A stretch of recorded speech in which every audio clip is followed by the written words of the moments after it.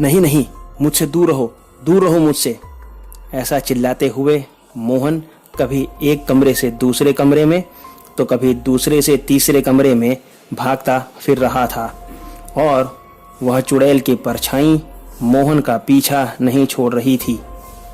मोहन की इस तरह की चिल्लाने की आवाज़ें सुनकर बासु भी नीचे से ऊपर की तरफ दौड़ा और उसकी नज़र के सामने ही वह मकान खंडहर में तब्दील हो गया। मोहन और बासु अब पूरी तरह से उस चुड़ैल की गिरफ्त में थे। चुड़ैल ने अपना रूप बदल लिया था और वह दोनों पर सवार हो चुकी थी। उस चुड़ैल ने अपने रूप जाल में मोहन को फंसाकर अब दोनों दोस्तों को अपना शिकार बनाया था। वह चुड़ैल कुछ देर बाद दिखाई देना बंद हो गई। बासु और मोहन डरे सहमे उस खंडहर के कोने में बैठे थे। अरे बासु, आज काफ़ी दिन हो गए हैं यार, अपने कहीं घूमने नहीं गए। हाँ यार, वैसे भी दिल्ली में काफ़ी गर्मी हो रही है, चल किसी हिल स्टेशन चलते हैं कुछ दिनों के लिए, मोहन ने कहा। मेरा इरादा तो शिमला जाने का है, वही सबसे बेस्ट रहेगा अपने लिए, बासु ने कहा। तब मोहन ने कहा कि ठीक है, एक आध हफ्ते का प्लान बनाते हैं, चलते हैं शिमला अपने दोनों दोस्त बाय कार शिमला जाते हैं और हिलटॉप के पास एक रिजॉर्ट में अपने लिए कमरे बुक कराते हैं। उन्हीं के पास वाले कमरे से रोज़ उन्हें सुरीले गानों की आवाज़ आती रहती, जिससे मोहन काफ़ी मोहित हो चुका था। 2 दिन बाद मोहन ने जब फिर से गाने की आवाज़ सुनी तो सीधा उस कमरे में घुस गया। हालांकि रूम का दरवाज़ा भी खुला ही था।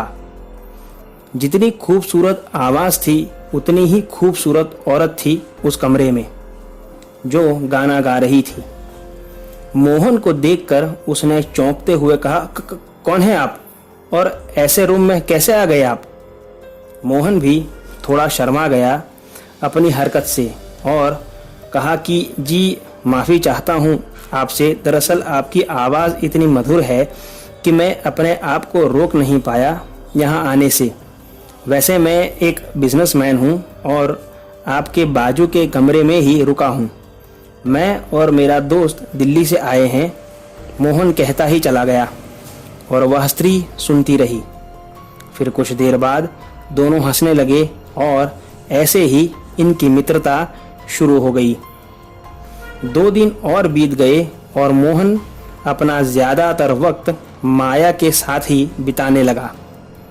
बासु ने उसे कई बार टोका कि इतनी दोस्ती अच्छी नहीं किसी अनजान लड़की से। देख, तू उसे अपने बारे में सब कुछ बता चुका है, लेकिन उसने अभी तक तुझे कुछ नहीं बताया अपने या अपनी फैमिली के बारे में। ठीक है, अगर ऐसी बात है तो मैं आज ही माया से बात करता हूँ उसकी फैमिली के बारे में।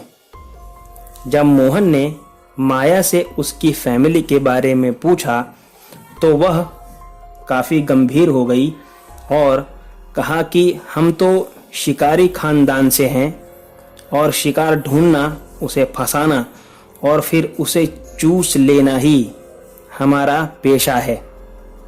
मोहन अवाक होके माया की तरफ देखता रहा। तब माया हंसने लगी और कहा कि ठीक है, चलो आज रात को ही तुम्हें अपने घर ले चलती हूँ। ये पूरा फ्लैशबैक मोहन की आंखों में आ गया जब उसकी और बासु की जान पर बन आई माया की असलियत जानकर। आज की रात हमारी आखिरी रात है, यह कहकर माया यहाँ से गई है, बासु ने मोहन से कहा। लेकिन अब सुबह के 5 बजे हैं और मुझे ऐसा लगता है कि वो फिर से किसी दूसरे को ढूंढने गई होगी। अभी हमारे पास समय है, हमें यहाँ से भाग जाना चाहिए मोहन। बासु की बात सुनकर मोहन के अंदर भी कुछ हिम्मत आई और दोनों दोस्त उस खंडहर से निकलने का रास्ता ढूंढने लगे। सूरज की पहली किरण खंडहर में पड़ते ही उन्हें बाहर का रास्ता दिखाई देता है और दोनों वहां से भागते हैं। जंगल और नदी किनारे होते हुए एक गांव में पहुंच जाते हैं और वहां पर देवी का मंदिर था। वहां के पुजारी से सारी बात दोनों ने बताई। पुजारी ने दोनों को सलाह दी कि बेटा फिर से उस रिजॉर्ट में अब मत जाना, मेरी बात मानो तो यहीं से दिल्ली की बस पकड़ लो, जान बची रहेगी तो आगे सब कुछ कर पाओगी। दोनों ने पुजारी की बात मानकर उसी गांव से कुछ दूर आगे से बस पकड़ ली और सीधा दिल्ली निकल आए।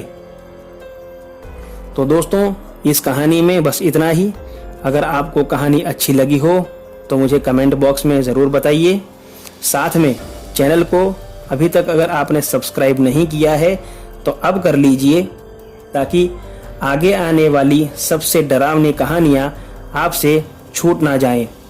तो मिलते हैं अगली कहानी में, तब तक stay home, stay safe. Thank you.